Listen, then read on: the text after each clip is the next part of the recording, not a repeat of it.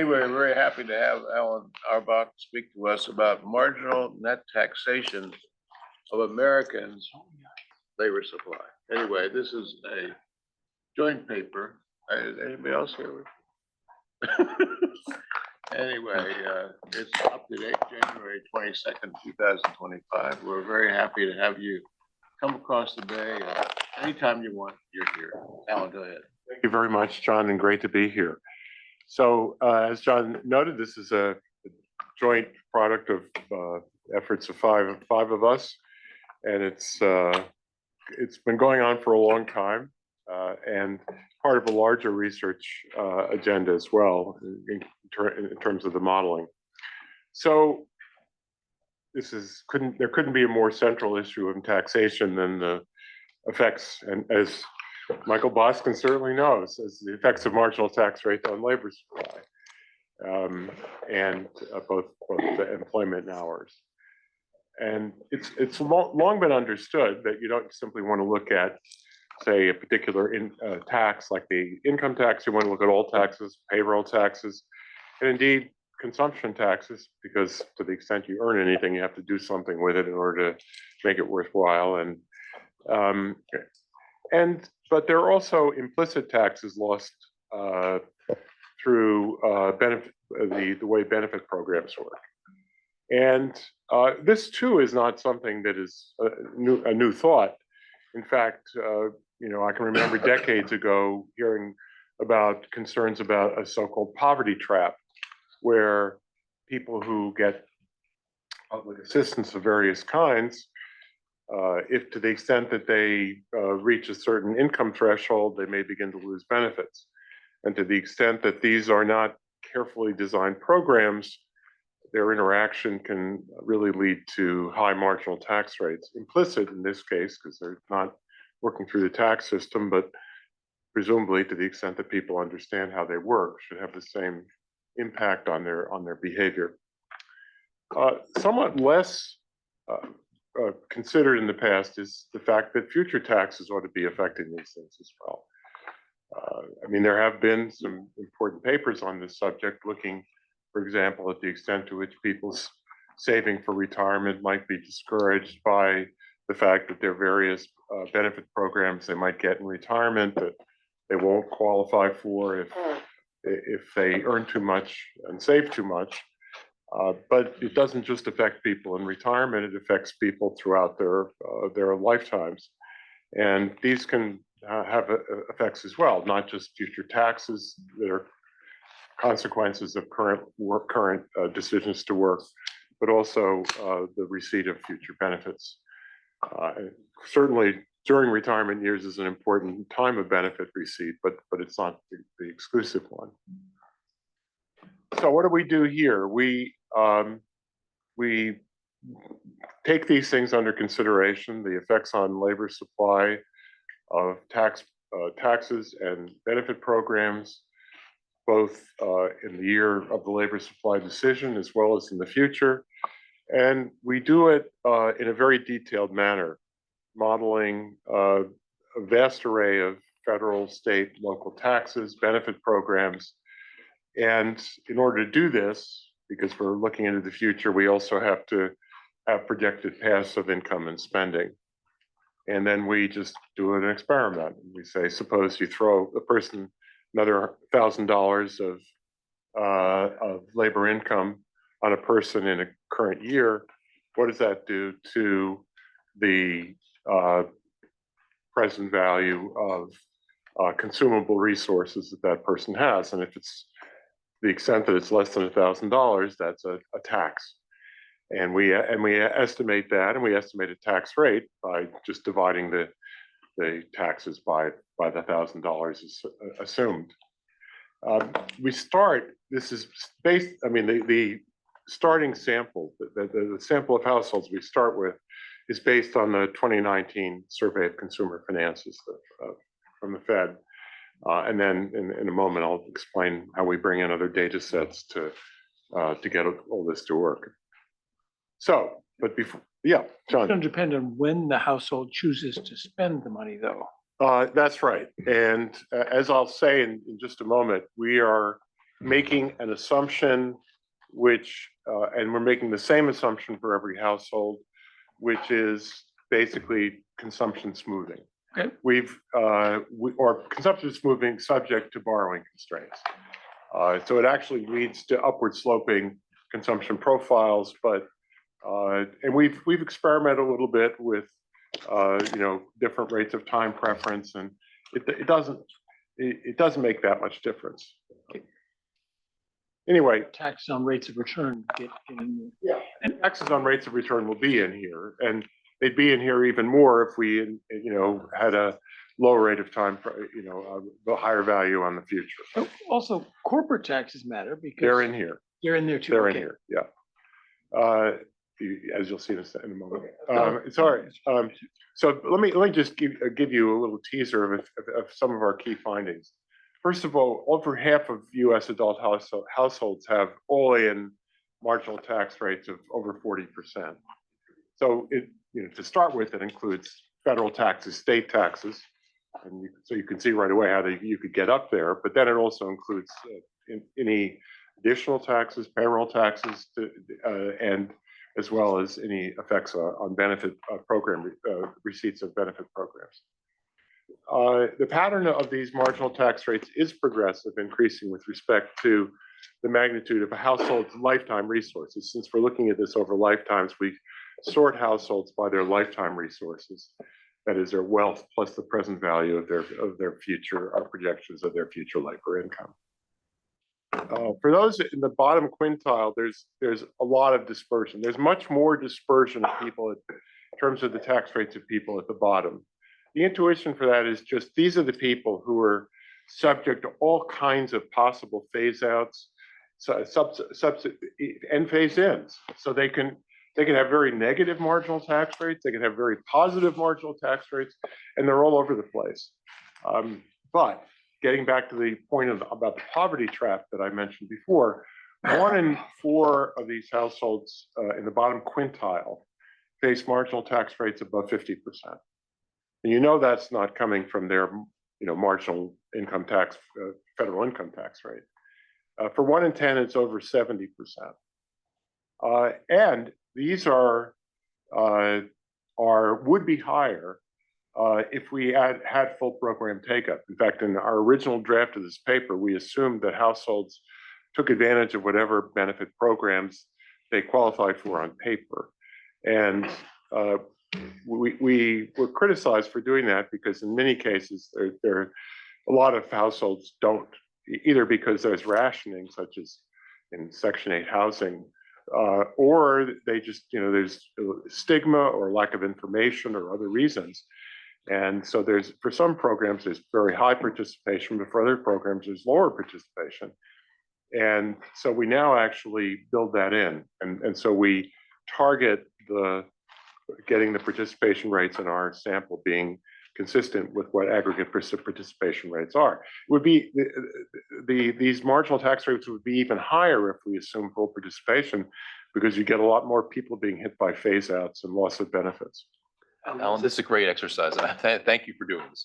I wanted to ask you, some of the variation in these marginal tax rates is coming from variation in take-up. So conceptually, what are you thinking about the correlation between variation in take-up and sort of people's expected lifetime marginal tax rates? Because this is a choice whether they take it up or not. We are not, it's actually an interesting point. Something we don't do is we are matching, it's quite complicated, but we are trying to match households using their propensity scores in terms of who's in and who's out. And we sort of, add households to the take up until we get to the aggregate amount where we, don't have information on which ones take it, which ones don't. We don't make it dependent on marginal tax rates, which we could. I mean, I should say that would be interactive, of course, because as we put them in, then their marginal tax rates can change. But that's something that we could take into account. Yeah, John? How does it compare with the top quintile? The top quintile has higher median marginal tax rates, but far less dispersion. And so I'll actually show you a table where Alright. you can see. Thanks. Casey Mulligan and Phil Graham and company get numbers more like 100%. I'm just curious, what's the difference? Is that in-kind benefits or? We have numbers, some of the people are above 100%. It's just that the top 10%, the top 10% are not Number was the whole 70% bottom above. quintile was in the 100%. Yeah, I don't know. It could be that they're assuming full participation. Yeah. Although even there, we wouldn't get that high. Don't know. Yes? How much of the dispersion depends on the size of the family? We were asked that question, and we did some calculations of people with and without children, and I believe there's more dispersion with children than without. But I can't remember the quantitative reports. Is that because there's more programs with Yeah. children? Yeah, that's right. Well, it's easy to do this for different assumptions about the tax code because 40% is quite high. I always think it's interesting to sort of look, say, at the tax reductions in the Trump administration, the first. That would be easy to do. We have not done that. Maybe when the law changes again, we will. Right. No, I just think it's very interesting to go back to the 1980s.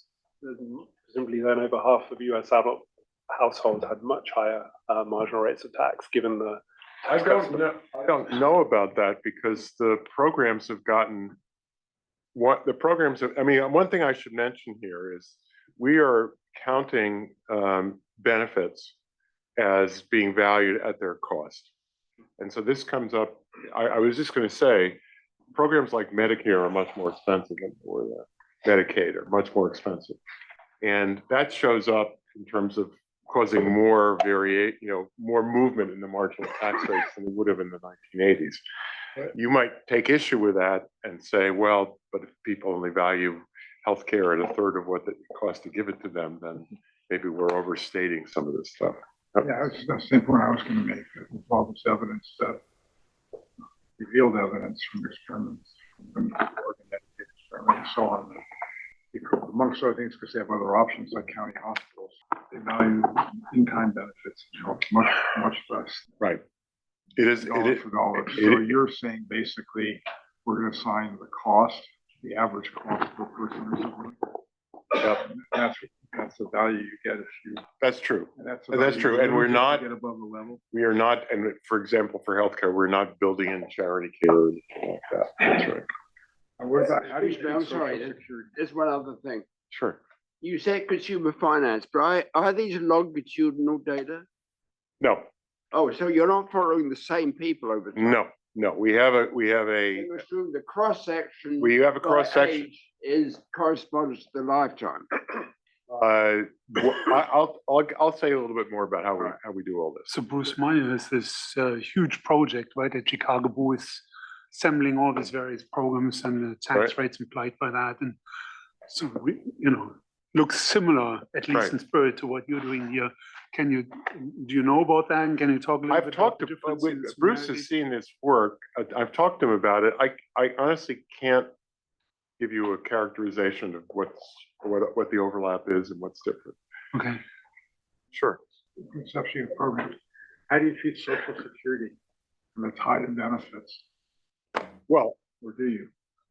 sure. In fact, I'll give you an example where someone's a case study where someone's Social Security benefits go up because they work more. Yeah. So we do have the Their benefit. expense half the We, life on this stuff. yes, it does.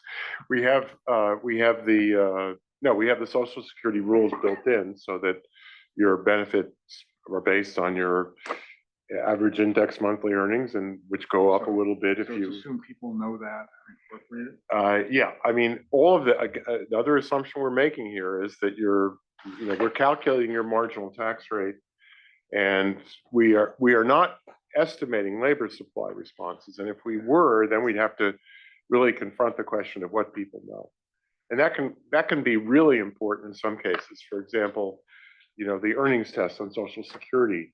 Do people really understand that they get more benefits in the future, even though they're losing benefits now? That's a question. Well, And whether 8% is something. yeah, corresponds to how they value the future. Anyway.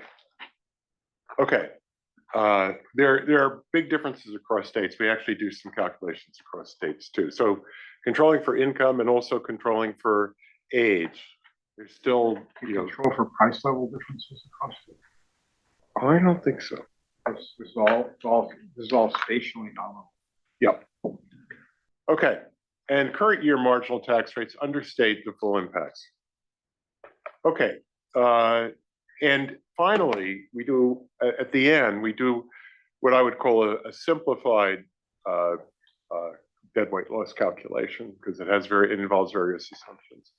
But we just say, suppose you just to consider the conceptual experiment, suppose you had a way of just making everybody's, in any given income group, made their marginal tax rates the same, equal to the mean of the group. So basically removed all dispersion in the group. That could lead to substantial reductions in deadweight loss, improvements in economic efficiency, basically because of the nonlinearity of deadweight loss.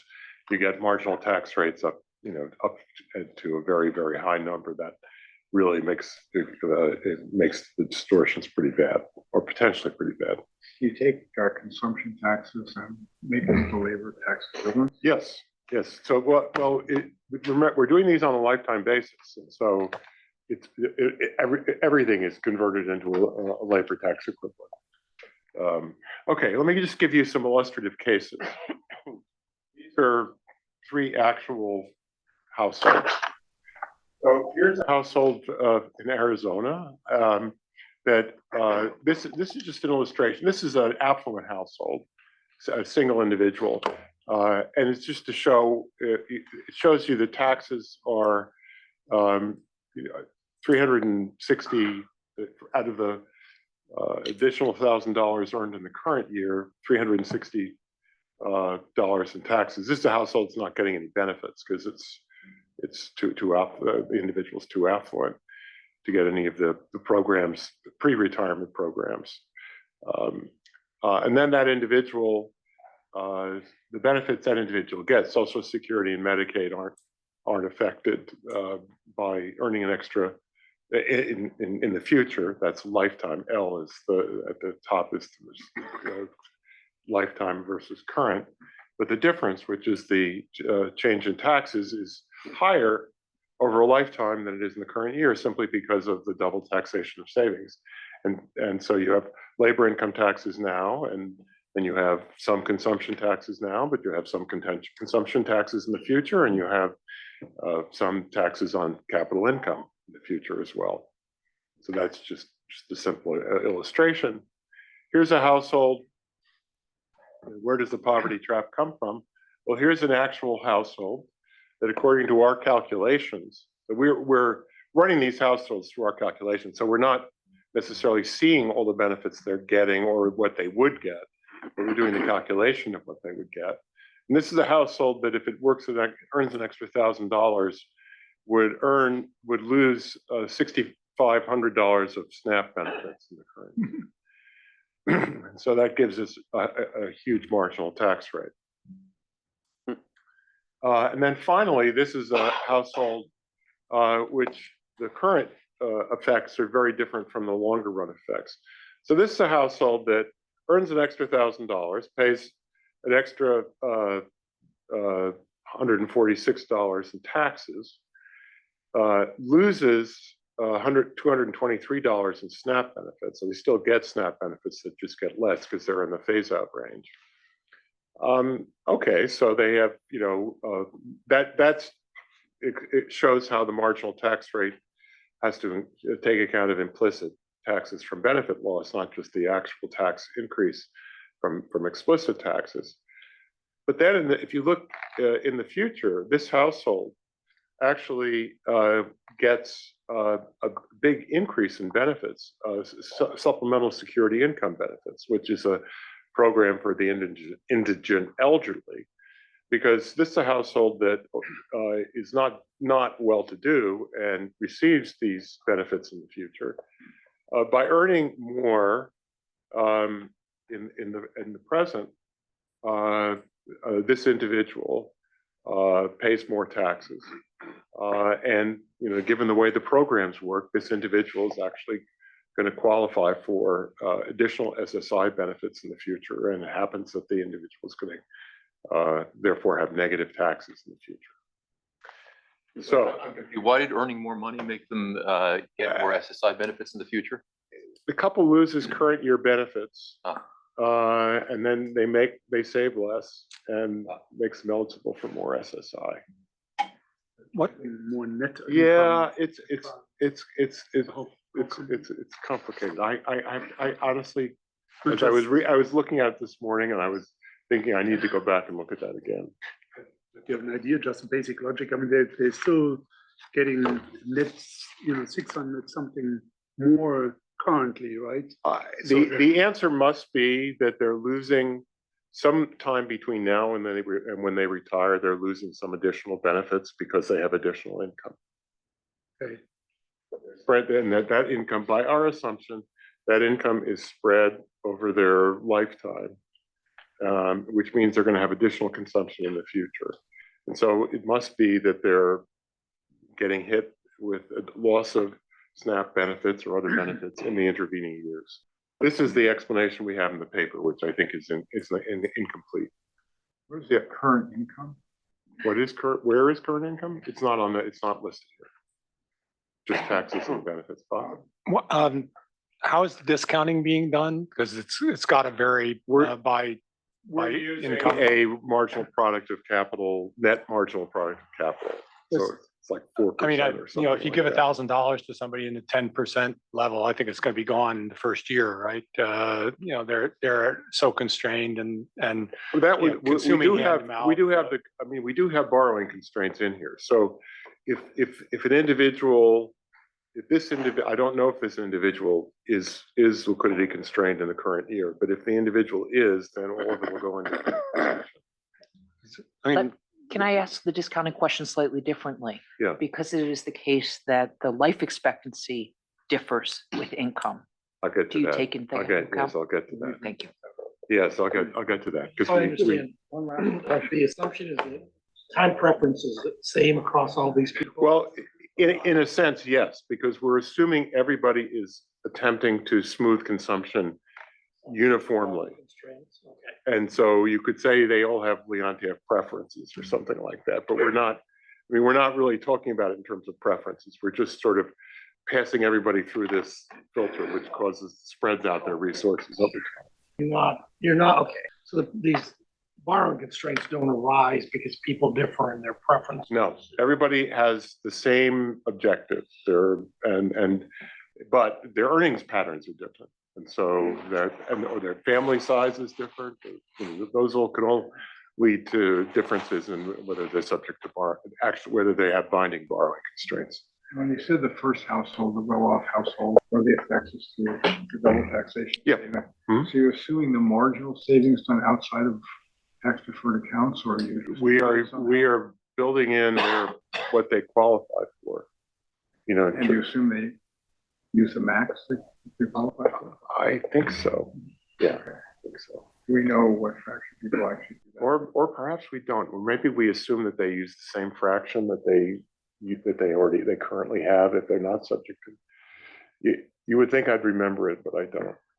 Okay. Well, that could be important given. No. I agree with you. The family size issue came up before, but now I understand more clearly what you're doing. So if you have a family and you have 2 kids, you're still assuming that that the parents are gonna consume the equivalence. We have equivalent scales for the kids. And so as long as the kids are minors, we allocate consumption, smooth consumption per effective adult. I see, okay. Right. Do we think that people? It's in the paper, but I can't remember what the number is. This is not a detailed question. This is more big. Do we think that people respond in their labor supply decision more to a lifetime marginal tax rate than just to a periodic marginal tax rate? That is an empirical question that I don't think has been effectively evaluated. Essentially, what you're doing is you're saying we need to know this marginal tax rate so that we can evaluate that question empirically. Yeah. There's a suggestion, not a question. Since the question of when you earn the money and then when you consume it is so different. Yeah, It might be worth producing different margins for if you consume it today, if you save it, if you pass it on to your kids. yeah, You're just going to get very different margins, and trying to put that all into, well, if I give you money, then I'm going to model how you want Yeah. to. I see what you want to do. You want to produce one number, yeah. but it might be useful to have. We have done other we've done other experiments where we've said, suppose the discount rate was higher or other things like that, where we sort of downweight future consumption and future taxes and just sort of, A way to put it would be, we're measuring not so much a marginal tax rate, but a wedge. What's the wedge between labor and consumption? Well, it's a different wedge between labor and consumption today and labor and consumption 20 years from now. it is. I'm a little hesitant just because. It would we explode have- the number of numbers. Yes, I understand. But we could produce both, produce the disaggregated numbers and then the bottom line. It is hard to imagine that somebody's sitting there thinking, okay, I got an extra $1,000 today. My SNAP got cut, but I'm gonna get this SSI in 30 years. I mean, it's. I agree with you. Yeah. I agree with you. And you know, the question is how, you might argue that it's realistic for a 55-year-old to think about retirement income, but not a 30-year-old. And yeah. But even if it's not plausible to think that, and maybe it's a big stretch, but you think policymakers might want to think about these things, accounting for that, right? So that is our argument. What we want to say, this is what happens, and how much you should worry about it is a question that you sort of can't answer until you know what it is you're worrying about. Josh's comment, I would believe an economist would make, but then the non-economist would say, you really think the system is going to look like that in next years, right? And that seems like that's the reason why they. Well, that's yeah, that's true. Things can, yeah. We should ask that question as well. Yeah, things can change. We should ask that question. Things- Or economists, yeah.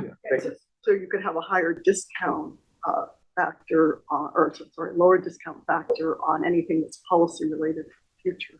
Well, it depends on what you think is going to happen. I mean, if there's uncertainty, you might Changes in that. I mean, you might work harder. I mean, if you're worried about your social security benefits going away, or save more, yeah, or both. Oh, but that does actually raise another question, which is even within the current system, I mean, are you risk adjusting the discount rates for social security benefits? For example? We're not applying different discount rates to different programs or anything like that. Because that is, some are more linked to the So in economy. some sense, if we're really modeling behavior, we start thinking about all these things, consumption, labor supply, are a function of all the net returns, net wages, et cetera. And maybe we do it all in forward prices or something, and it'll all wash out, right? That's kind of the concept you have in mind. Yep. All right, so let me try to move ahead and talk about what we actually did. We start with this sample, as I mentioned, Survey of Consumer Finances. We have this complicated program, and in order to sort of have enough information on households, we bring in other surveys and sort of match households in the other surveys to households in the Survey of Consumer Finances. So, for example, we calculate for different cells based on characteristics, including income, age, family structure, and so forth. We use the current population survey to get sort of labor supply trajectories. We have a retirement based on information from the American Community Survey. We incorporate, this question came up, differential mortality, which is obviously important because you have all these annuity-based payments when you get old. And these are the life expectancies we build in. This comes from a National Academy of Sciences panel on aging and benefits and retirement, which I was a part of. And these were the life expectancy at age 50 by people in different by males in different quintiles based on birth cohort.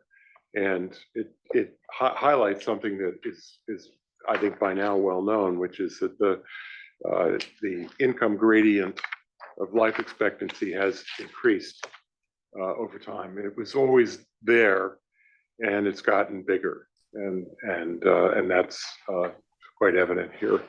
Oh, I think Mervyn has a question. Mervyn, do you have a question? Guess not. Okay. Oh, I do. I had to mute myself, so I'm muted. So it goes back to what you were saying before, Alan. The traditional method of looking at marginal tax rates on labour income looks at what's the value of resources that you earn through an extra, say, unit of work versus the amount of consumption that you could have today. And obviously, even that represents preferences if there are different effective tax rates or different kinds of consumption goods. But it's a simple number. What you're doing in a way, you could do the same thing by saying, I think someone mentioned this, what's the trade-off between work today and consumption 10 years from now, or consumption 20 years from now? And what you're trying to do is to look at the tangent, the slope of the relationship at the optimal path. Is that right? Well, it's not optimal in the sense that we are assuming that households smooth consumption. And so we're not positing a explicit utility function. No, but it is meant to be in some sense representative of what you think people will want to do. We think it's a good simple default to be using, at least initially. Yeah. So I think it might be interesting just to calculate the marginal tax rates on what happens if all the expenditure is 10 years from now, just to see what difference that makes.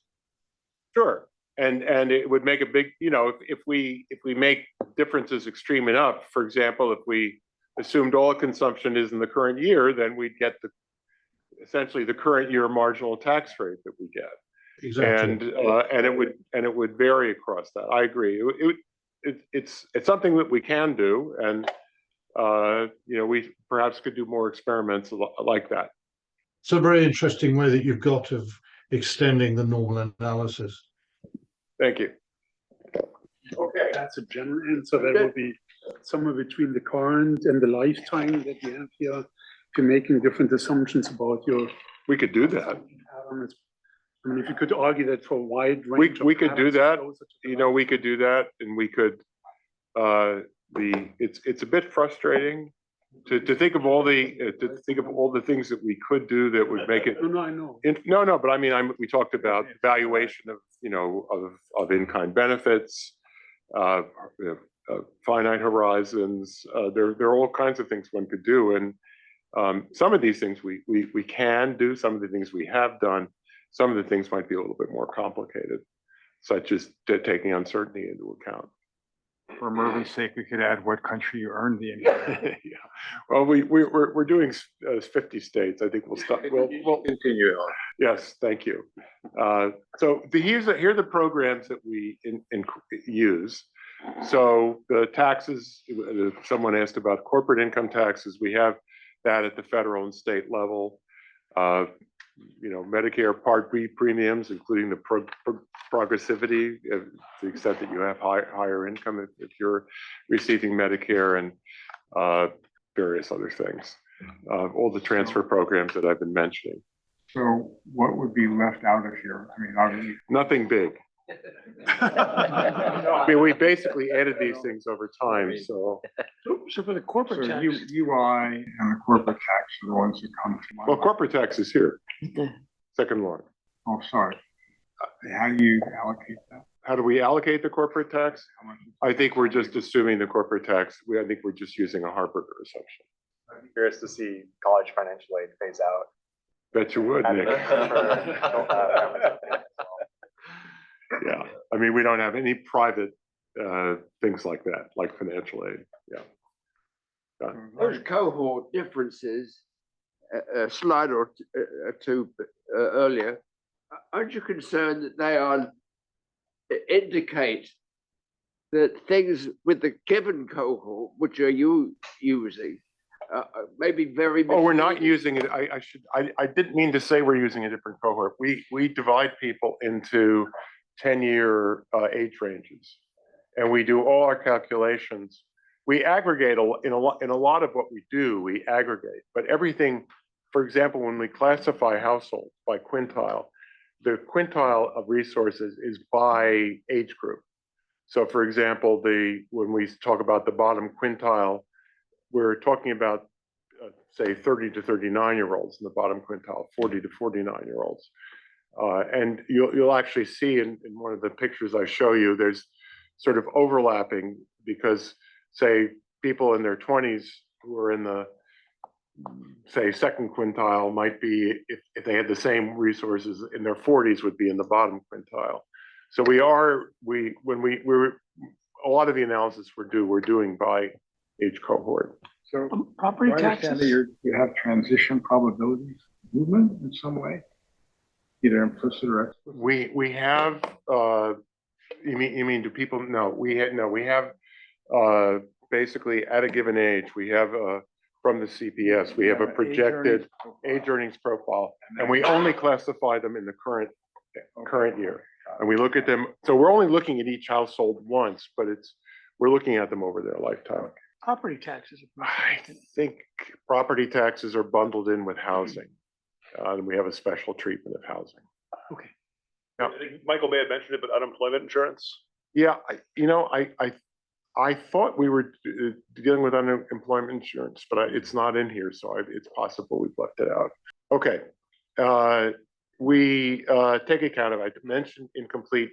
This just gives you the take-up rates that we actually observe in the last column. So for things like CHIP, children's Medicaid, the take-up rate is very high.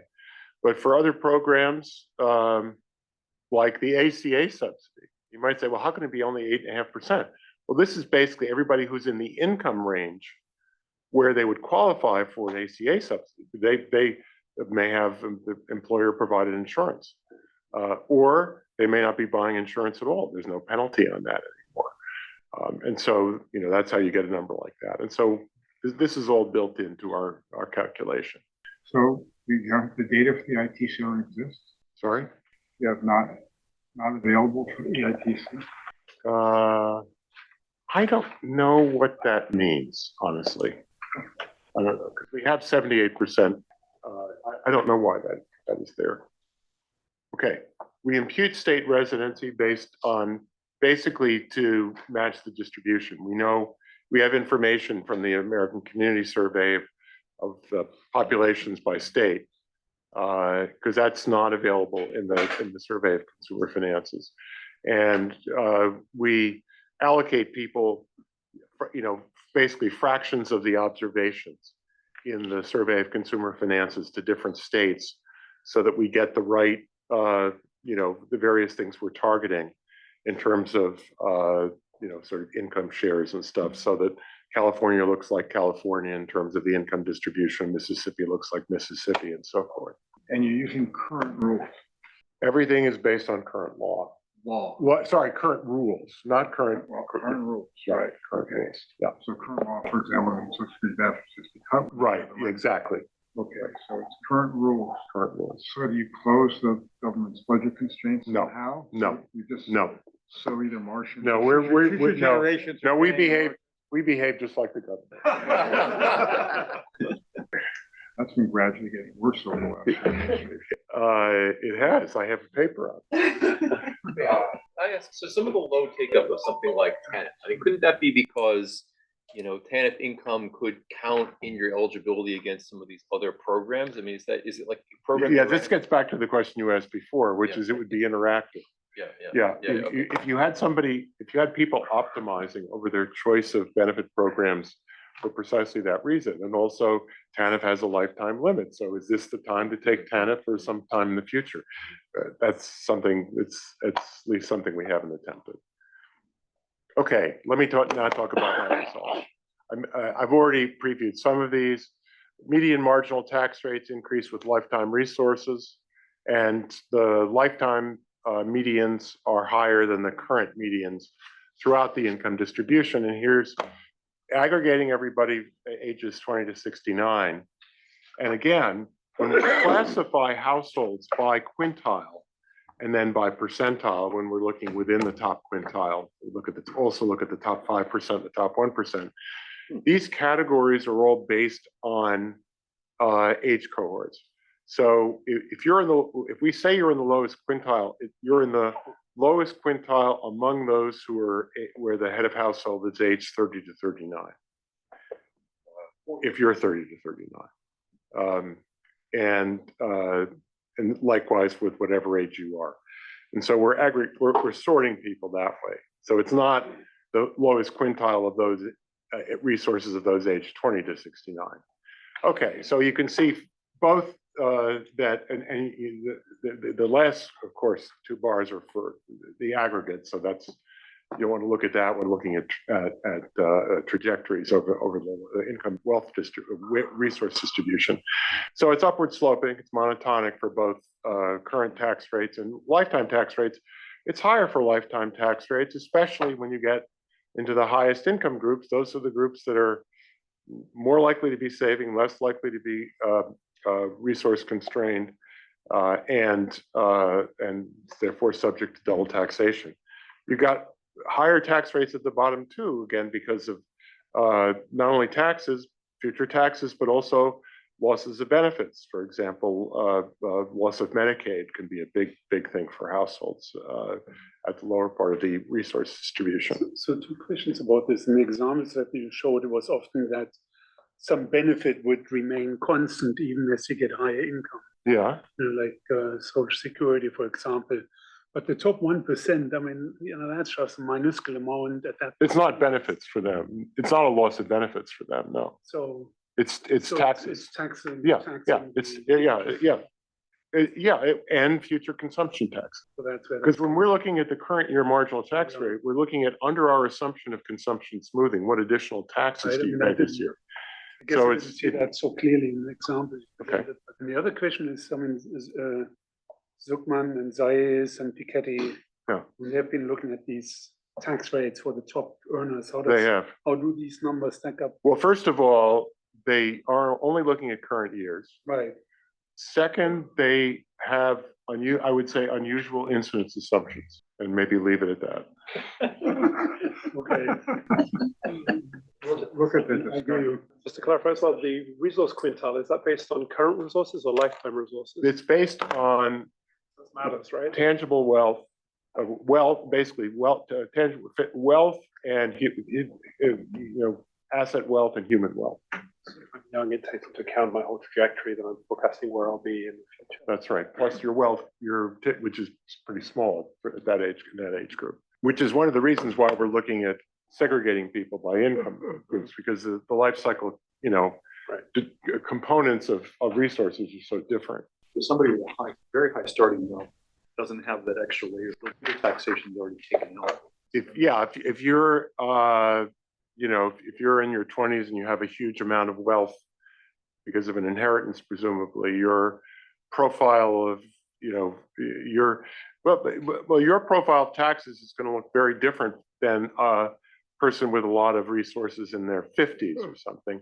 But you're being compared to people in their 20s. So what about people with intermittent labor force participation? If you're ex-offender or we have projections, but I think we basically project. I don't think we project transitions into and out of the labor force. We look separately at the question of people who are not below retirement age, who are not working, and we ask what the marginal tax rate would be on their decision to participate. That's a separate kind of marginal tax rate we look at.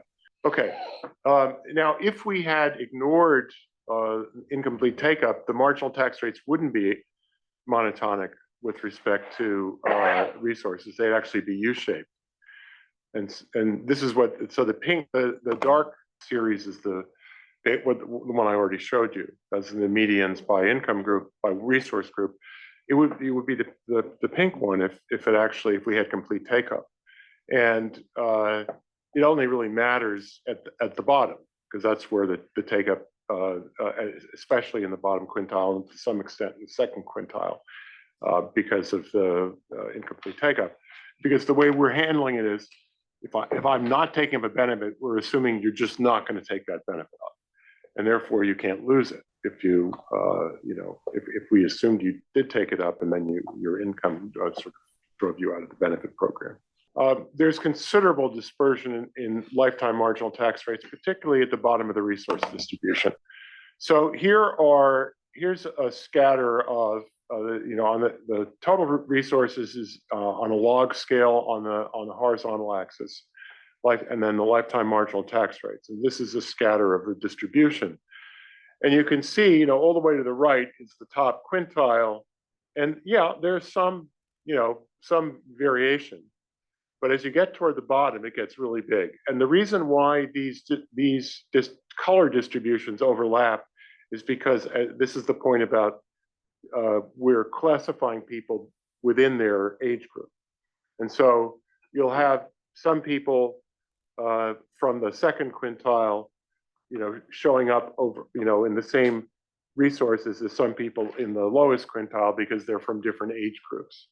And so they get classified, given the same resources, they would get classified in, say, in the first versus the second quintile, depending on, because if they're at say age 60, they might have lower resources than if they're age 50 or something like that. Even in the rightmost quintile. There's still a lot of variation. Yes, there is. And in terms of potential distortions on output in the economy, yeah, those people should get weighted a lot. Yes. That seems to me like at least as big a headline as the purple dots here. It's a matter of perception. But it certainly matters. I think labor supply elasticities in response to these lifetime measures are reasonably high. Then there's a lot of lost welfare. Yeah, there is. Associated with there is. We have. I'll show you the simplified calculations when I get John. And I'm surprised the estate tax doesn't bump it up even more, because all of a sudden you're facing a 40% hit on. Well, you got to be really wealthy to be subject to the estate tax. It's the top. Roughly now, the top 1/10 of 1%. Yeah. They probably earn 20% of the income in Yifan. Yeah. Top 1% earn, the top 1% earn 26%. Yeah. So, okay, top 0.1, maybe 15. Remember Greg Menkew's famous calculation of his marginal tax rate was 90%, but he said, I'm going to pay on the margin the estate tax and then give it to the kids. Depending whether he wants to give it to charity or to his children. My kids, and then I'm going to lose 40% of my wealth. So this gets back to this is the distribution. This is just a table version of the picture you just saw. These are lifetime distributions of lifetime marginal tax rates. And the 50% and 70% are there in the red box for the bottom quintile. So it's basically showing that a quarter of that bottom quintile is subject to tax rates of roughly 50% or more, and a 1/10 roughly 70% or more. And you can look at the standard deviations in the last column, and you can see, yes, it's definitely positive in the top 1% and 5%, but you can see how much higher it is for the bottom. Of course, part of this is because you might ask, well, suppose you cut out people with marginal tax, with ridiculous marginal tax rates, because it could be, you can have a marginal tax rate close to infinity or minus infinity, and so, what if you cut out people with really ridiculous marginal tax rates? How much would the standard deviation go down in the bottom quintile? And we haven't done that calculation. You take some of those people with really high tax rates, effectively you're sitting on these money funds, right? Where they get a little less and get $1 less and get $3 more. Right. You look at the way you're forecasting their behavior, does it make sense? Or do you see something like obviously incorrect that they would never have done if they were thinking at all? Yeah, that is a good question. But remember, you could say, well, could you deviate from the assumption of consumption smoothing, or could you use a different labor supply profile? And we don't do that. The whole marginal question stops really making sense if there's a single cliff like $1 and you lose. Well, we do, okay, so we do look at different, one of the things we look at in the paper is we say, okay, given you have all these cliffs and things like that, it's not a smooth function. Then it matters whether you're talking about an additional $1,000 of income or $10,000. We do that in the paper. And at least for the medians, it doesn't make that much difference. But that doesn't mean for the it could for the distributions. Can you speculate on what this would look like if you did it for 1950? Yes, well, I think this question came up before. If you know, if you had really go back to 1964, before the Kennedy Johnson tax cuts, you had marginal tax rates above 90%. Right. But I think at the bottom, I think it might be rather different because you really, the safety net just wasn't there. You know, and so everything that's coming from the benefit side, I think would be just much less significant. Could you say a bit more about what's driving the variation within the high group and within the low group? Well, within the high group, I think it's just we have people of different ages, and we're and so I honestly can't tell you. We haven't focused that much on the high group, but it could just be that people at different ages have different marginal tax rates. Different states. We certainly have different states, different family structure, which would then lead to different consumption profiles over time.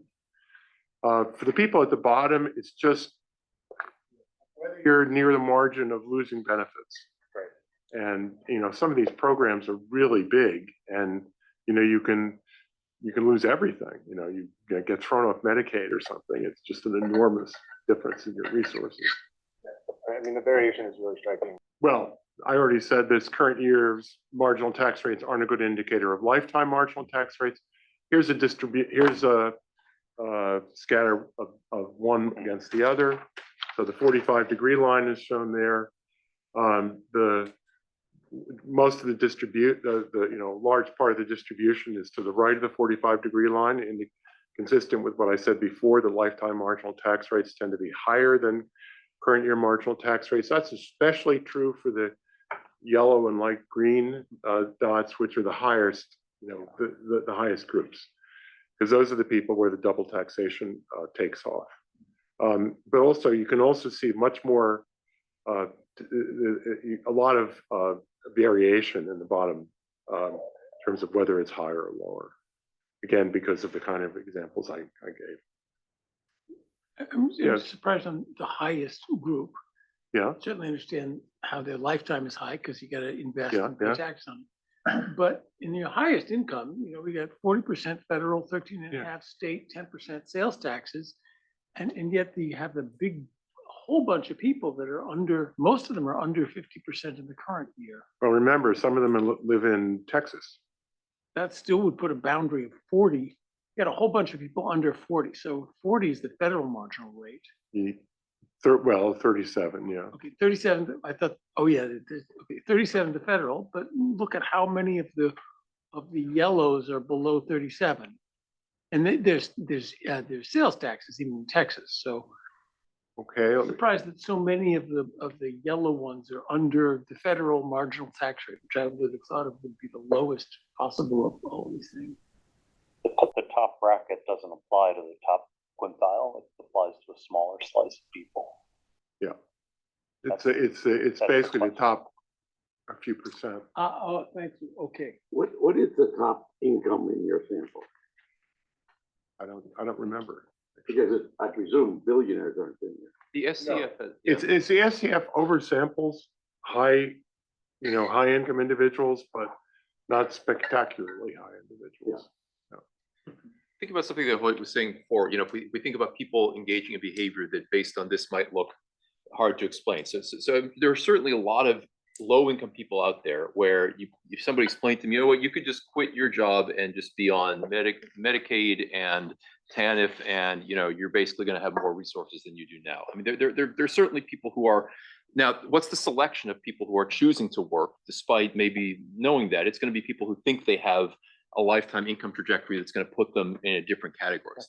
That's why I'm thinking about these interactions could be important. What's the selection of people who choose to work even though their marginal tax rate's probably around 100%? I agree. So one thing that would be interesting, I mean, not in this paper, but in the future, this may make a lot more sense for people that are older. You get people in 20 that are, just can't expect these programs to be funded the way they are without increasing Well, taxes or you something can't else. expect them to be even thinking about it. Yeah, I agree with that, but I'm just saying, if you want to get some idea what's likely to happen, you might.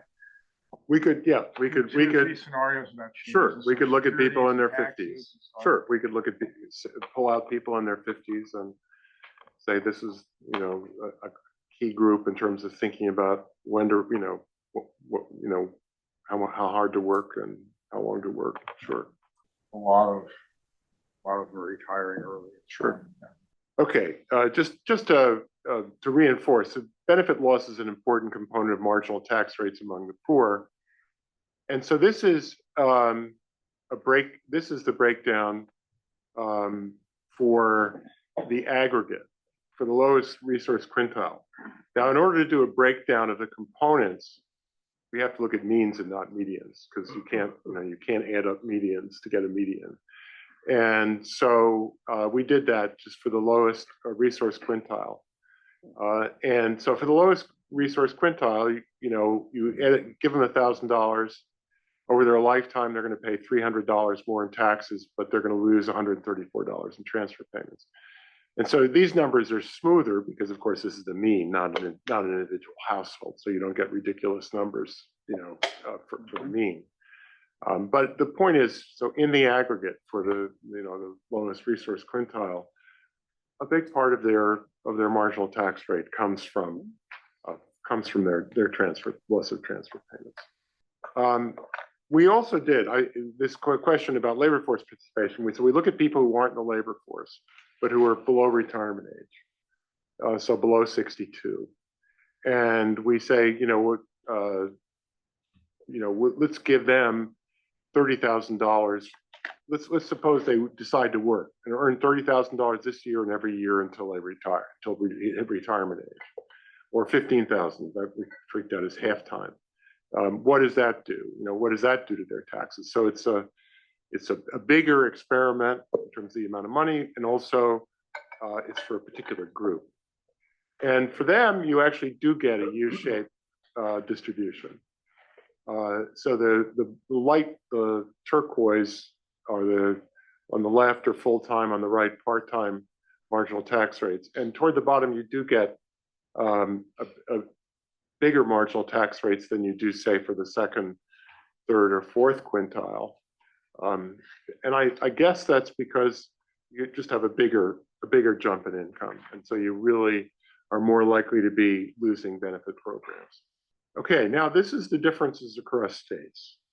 So if you think about what's going on, if you look at people across states, and of course, important to stress here that when we're defining people by what quintile they're in, it's on a national basis.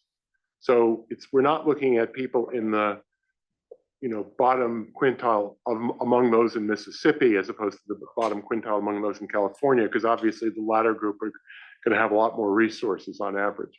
So we're sorting people by where they are in the national distribution within their age group. And so here is for people who are in their 30s. So that's when we currently observe them. And they're also in the lowest national resource quintile. And so it's a fairly homogeneous group, at least those two filters. And now we look at among those people in those group, what are their marginal tax rates? What's the median marginal tax rate within each state? And they are in states like Texas or Florida, as opposed to states like California or New York. And there are basically two things going on here. One is the light green states have lower taxes, like lack of an income tax, for example. The other is they have less generous benefits. And so, if you lose Medicaid I don't know what the Medicaid rules are in Texas, but I bet they're not as generous as they are in California. And so if you lose benefits in California, you're losing more. And of course, you're also subject to higher taxes if you're in California. And that one could show here. I mean, take all the Republican and take all the Democratic-led states. And seem to be a pattern. Yes, there is a pattern. Although Washington State is lower, considerably lower, That's variation. they don't have an income tax. So it's not shocking to see the pattern of variation here. But the point is that this is not rounding error. There are differences. Now, these aren't the calculations you'd want to do if you were thinking about mobility across states, because there you wouldn't want to think about marginal tax rates. You'd want to think about what happens to the tax burden if net of benefits if they move from one state to another. One could do that calculation as well. We haven't done that. I'd also say that if you look at that, How about the marriage rate? What's the marriage tax for low-income people? We have not calculated that. You're gonna have more income. We have not calculated that. We have not assumed changes in marital status. We've assumed. Can you add that? We certainly can. I'll just add it to the list. get up to Harold 93. You double your income. Yeah, no, and the marriage penalties and bonuses can be quite significant. And they matter a lot at the bottom because of benefit programs and different rules for single head of household versus married couples. Yep. So if you're sorting people by their standing and national income, then these would you say our low tax states are also going to have a disproportionate share of people Those people, who are higher up the income scale and real income within that state, within the state, yes. Yeah, people in Texas. That's right. That's right. That's right. And that can vary by 30%. Yeah, no, that's right. Yeah, or Mississippi to take the other, presumably the poorest. Mississippi, Arkansas. Right. Apply for that title. Okay, so the final thing we do, and it requires a lot of assumptions which are laid out in the paper. And we just say, okay, suppose that you could magically keep the revenue the same from the households in any cell, but just set their lifetime marginal tax rates the same. So it's not a constructive calculation in the sense of we're not saying here, suppose you reform Social Security this way, Medicaid this way, and so forth. We don't have a way. We haven't laid out a way of accomplishing this.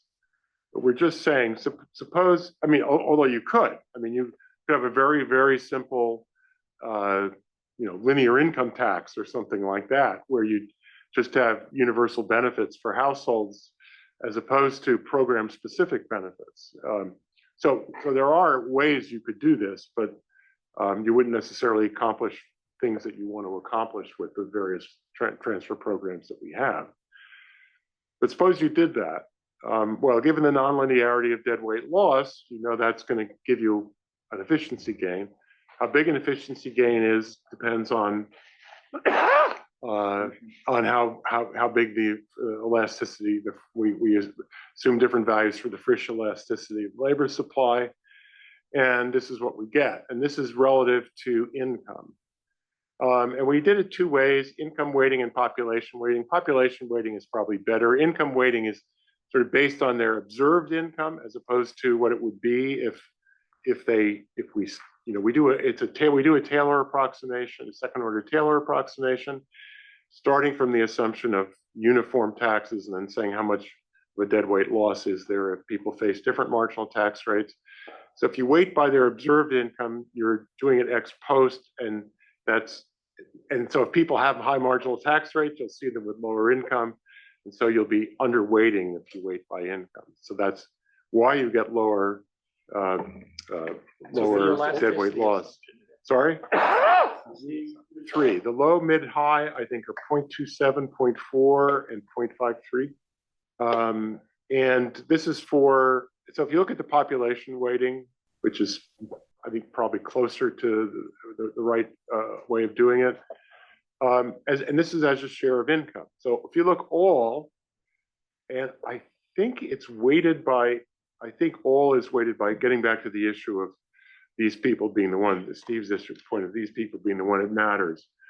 I think that's weighted by income or weighted by resources. So the all, that's what the all is. But you can see that the it's, you know, for the bottom resource group, it's just huge compared to all the others because of the, you know, you saw the standard deviations. It's enormous. And so it's not that you don't care about the other groups, but it's really clear that these very big differences have the potential to lead to pretty significant labor supply distortions. And to the question of you know, suppose people have a limited horizon and they're not thinking about what happens in retirement, there's still, even the current year marginal tax rates for lowest quintile have a lot of dispersion. So that issue would not go away even if we weren't doing this on a lifetime basis. But of course, it gets bigger if we do. So that's all coming from the non-linearity Yeah, of the it's just, labor response. you know, right? deadweight loss goes up with the square of the tax. That's all it is. And, you know, we normally think about, well, little perturbations, but, you know, if you're giving somebody a marginal tax rate that's way up there, then, you know, it could cause them not to work at all. And one of the problems we have when we're looking at very high marginal tax rates is we might get corner solutions. And so our second order Taylor approximation is not going to be correct. So the you know, exact numbers are just, I think, illustratively. Is the deadweight loss the entire income tax and The entire marginal, we're basically taking the marginal tax rates that we measure. Yeah, they just seem incredibly low. I mean, okay, yeah, I mean, Marty has a paper where he, you know, says the deadweight loss of every dollar of revenue raised is $2. I mean, that may be, you know, you can take issue with that, but I'm just, I'm this is pretty high. I mean, this is if you look at population weighting bottom resource, this is 18% of their income. Yeah. And of course, their taxes are much lower than that. Yeah. I mean, I think it goes to the elasticity of taxable income, which was your question. I mean, the high income right, people, which is another thing we didn't do. We're looking at, and you were going to say high income people have different channels.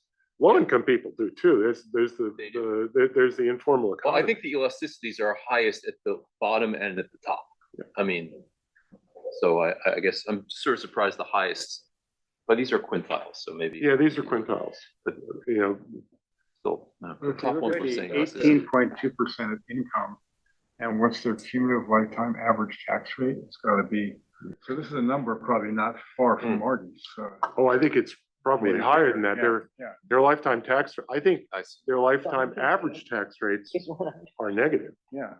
Because remember, we're including all the benefits of that. Yeah. So 18 over a negative number is higher than Marty's. Yeah. It's a lot higher. Yeah.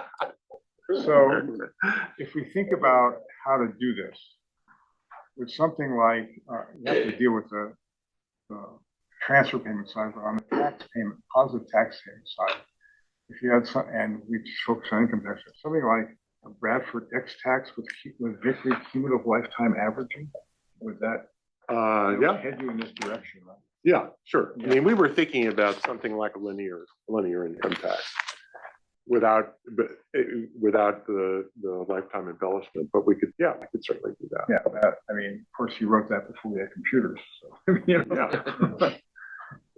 But and withholding and requirements to report income. Yeah. Juan Carlos. So within these quintiles, you would see a massive amount of redistribution of, you know, people who are getting the programs that are targeted one group versus not. Sure. I think it would be interesting to think about a ratio of, you know, how much money is being redistributed relative to the deadweight loss that we're getting from this redistribution. We should think there's some kind of trade-off between efficiency and redistribution, and this is actually a really nice place where you can actually quantify that. I mean, we would find that and then one would want to look at who these people are. I agree. We're also doing a lot of redistribution within quintiles as opposed to redistribution across. Yeah, no, I think that's what Juan Carlos was talking about. It's the you know, people who have different who knows what, that causes them to be subject to different marginal tax rates. Nick?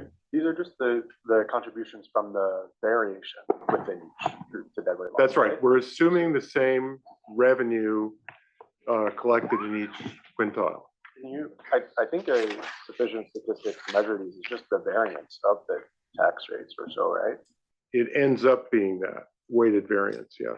Okay, so that. But we have 2 pages proving that under the and going through the assumptions that you need. It's not I mean, without certain assumptions, it's not true. Okay, it's in the paper. I mean, that where you end up with is a weighted by unobserved initial resources, the variance. Yes.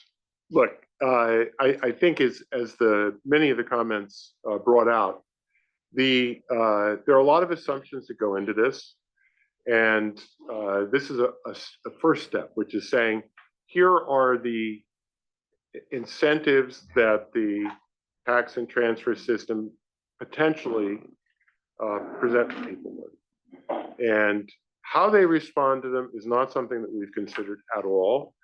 And nor have we gotten into the more sophisticated questions, such as, in terms of take up, to what extent is take up and the timing of take up influenced by tax rates? So the calculations can only get more interesting and more complicated. But to us, what it highlights, and I take the point about redistribution occurring if one were to have a tax reform. But what I take from this is that, number one, the lack of coordination of different programs, and this is what in the discussion decades ago about poverty traps. This was what it was all about. You get just hit by a barrage of these things, and it's not one. It's not as if there were sort of one unified transfer program that.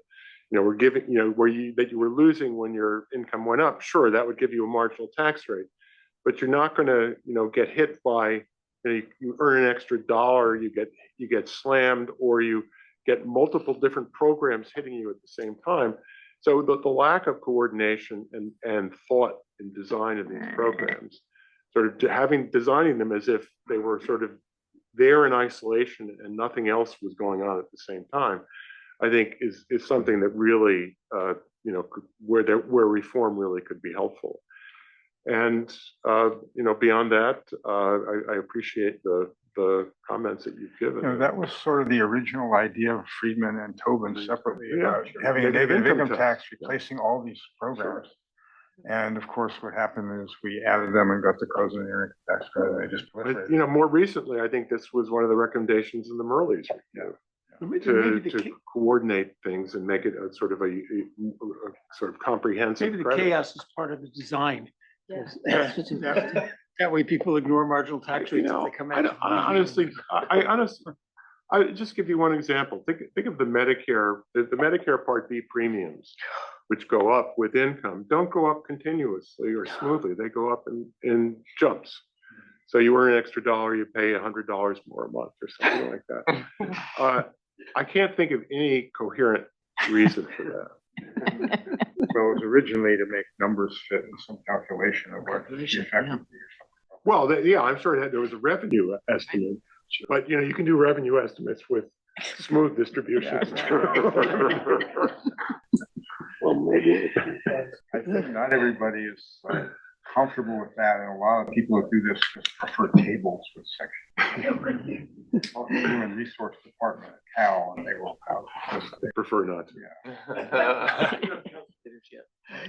Could I put in a plug for your NBER macro annual paper? I'm a co-organizer of it, and it uses the same kind of framework and looks at the effect of inflation on people by all these things. And it's just fascinating. So I recommend reading it.